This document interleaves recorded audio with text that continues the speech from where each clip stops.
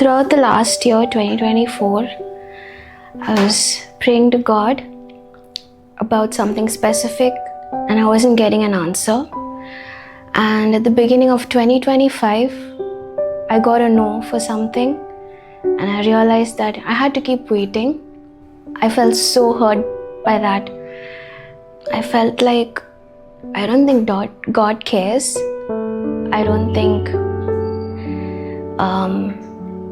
He hears my prayer. I feel like when He hears me, He turns His face away from me. I just couldn't pray, I couldn't read the Bible. And a few weeks into the year, my church started this time of prayer where people would come together and seek the Lord. And I was in a rebel mode. I thought, why should I pray? Because I've been praying and I don't think God hears my prayer.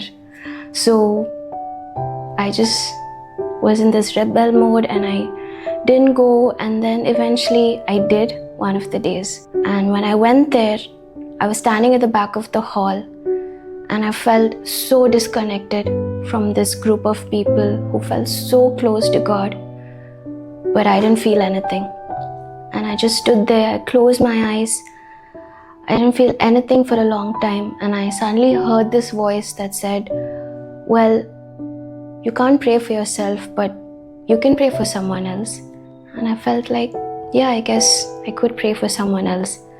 And immediately this person's name came into my heart. So I walked up to her. I still didn't feel anything. I didn't get a prompting on what to pray for her. I stood next to her, I placed my hand on her, and as soon as I opened my mouth, I started praying for her womb.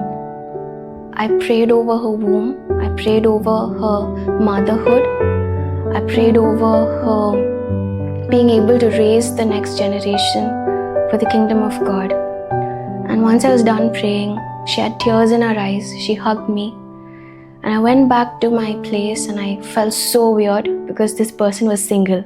And I was like, what did I just pray for? Did I just make that up, or was that actually from God? Months later, I met her and she stopped me and she said, Hannah, I have to tell you something and I have to tell it to you. So I was like, okay, sure, go on. She said, remember that day when you prayed over my womb? And I said, yes, I do. And she said, sometime back, I got a diagnosis that there's a cyst in my uterus and there's a possibility that I couldn't get pregnant. And obviously that shattered her, the idea that she couldn't be a mother one day.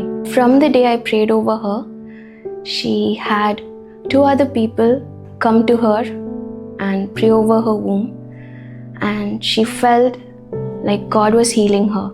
So she went, she checked with the doctor, and the report put a big question mark against that diagnosis that they had given earlier. And they said, we don't think you have this. And when I heard that, it was loud and clear that God heard my prayer.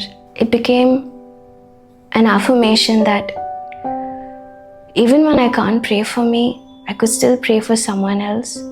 And sometimes when God says no, when God says wait, it's hard to speak to Him about yourself, but there's still faith in you and you can use it for somebody else.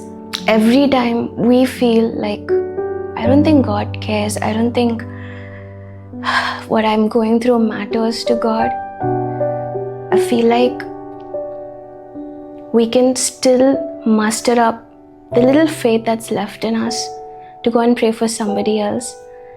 And while we wait for Him to release a miracle in our life, we can watch Him hear our prayer and release a miracle in somebody else's life, and just be reassured that He still hears you, He still loves you, and He still cares.